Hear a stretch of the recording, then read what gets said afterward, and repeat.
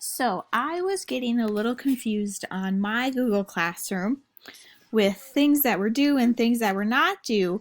So I decided to make a whole different heading called assignments with due dates. The rest, you guys can see on my screen, reading, the math, the science, art, social learning. If I ever post anything on those headings, those are just for fun. Those are to do with your kiddo as you want, as in your leisure. The top ones will always have assignments, and those are the ones that I will put into a grade book and mark down that you're doing. The other ones are just for fun.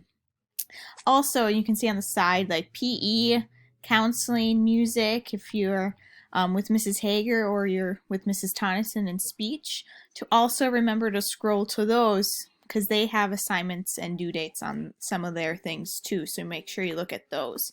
So I just wanted to give you a lowdown, little update on different things that I did just to help with the confusion.